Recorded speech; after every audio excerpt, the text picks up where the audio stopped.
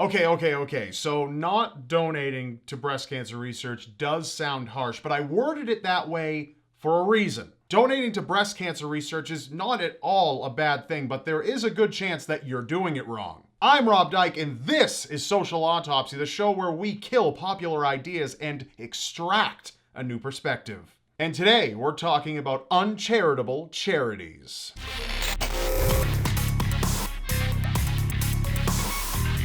Cancer research, it is important. Currently, around 7.6 million people die from cancer every year, and 4 million of those people die before they even reach an elderly age. It's a terribly sad fact, so we as people do anything we can to end cancer's rampage, or at the very least, slow it down. Some of these efforts involve cancer research foundations, and generally, these companies do great things. Studies show that cancer survival has actually doubled since the 1970s due to cancer and medical research, and that's terrific. It proves that cancer research isn't just a fluke, as if that needed to be proven at all. But every story does have its villains, and that's why I'm here. In a very Scooby-Doo-like fashion, we have taken the mask off of one of the least suspected villains of breast cancer research, and it just so happens to be one of the top foundations in the entire world. It appears that it was Susan G. Komen the entire time. Yes, the widely beloved breast cancer foundation Susan G. Komen for the Cure could be by far one of the worst organizations in the entire world to donate to, and if you're donating to them, you may actually be doing your part in hindering cancer research. But Rob, they have like pink ribbons and pink things that you can buy, and it's all pink and stuff, and it raises awareness.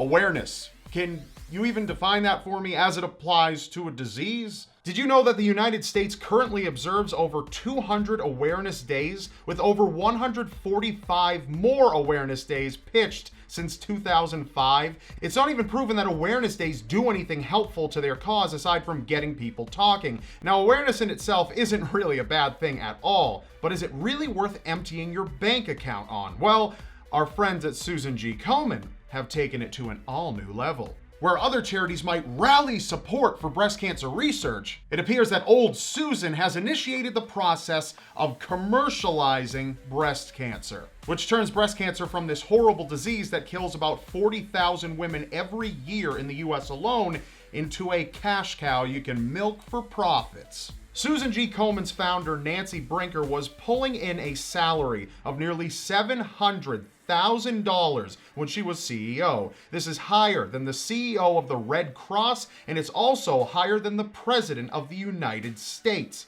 Now, it's important to note that many CEOs of many large charities do pull in about 6 figures a year. It makes sense. They're massive organizations that supply tons of services and they employ large amounts of people. But even with that being said, Nancy Brinker's salary blew other people's salaries away. So we know Nancy makes a good bit of money. She has since stepped down to a different role after Susan G. Komen pulled their grants from Planned Parenthood for early cancer screening and prevention, but soon after reversed their decision. Her new role as chairwoman of global strategy still earns her well into the 6 figures. Now, out of all the money they make in donations, around 20% of that actually goes to cancer research, as stated in a report from Susan G. Komen in 2010. You might be thinking 20% isn't a huge piece, and you're right in that regard, but you have to also consider all the other services that a charity of this magnitude provides. So I can't exactly fault them there, but I can fault them on where other dollars might go. Such as when Susan G. Komen uses their donated dollars to take legal action against other charities for using the color pink or using the word cure in their charity's name, forcing other charities to use their donated dollars to legally defend themselves. These charities range from other breast cancer charities to charities that tackle completely different forms of cancer like lung cancer. If they have cure in their name or use the color pink, then they may be susceptible to a legal assault by Susan G. Komen. You have to understand how damaging this can be to other charities. Many of those charities have tons of things with their slogan on them, from clothes to posters, domain names, all of which needs to be scrapped and changed entirely, which costs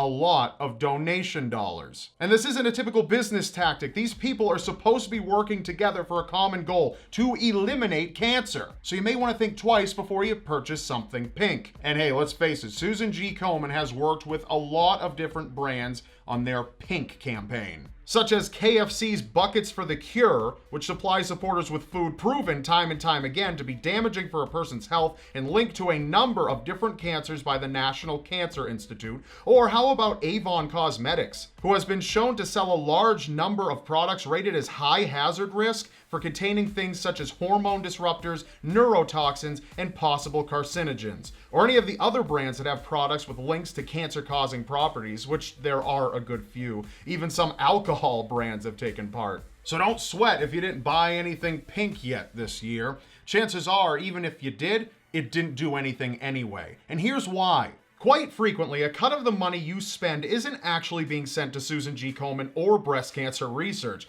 Companies often pledge a set amount before the campaign, and that amount doesn't change, whether they sell one pink item or 1,000,000. So if a business is donating a set $25,000 to Susan G. Komen, and they sell $2 million as part of their pink campaign, where do you think the remaining money goes? Not to mention, the whole pink movement is a poorly regulated one, so you can't even be sure what percentage of your purchases go to breast cancer, if any at all, or even to what organization it's going to.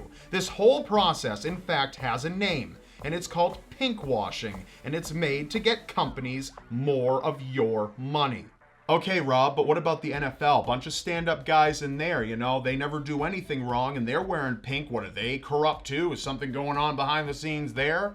Yup. The NFL's Pink Initiative has raised a lot of money, but not for what you think. While the NFL has claimed 100% of all sales go to the American Cancer Society, it's actually been shown in a 2013 article by Business Insider that after the NFL takes its cut, only around 8% of the money raised goes to the American Cancer Society. And from there, the spokeswoman for the American Cancer Society admitted that none of the proceeds from the NFL go to cancer research itself. So you need to remember that where there is sickness, there is profit. You have a duty to spend your dollars wisely when it comes to things like this. So how exactly do you usefully donate your dollars to cancer research? There are plenty of charitable charities out there. Charity Navigator is a good place to drop on by to see where your dollars are best spent. But you need to also be aware that there are different focuses each charity may have.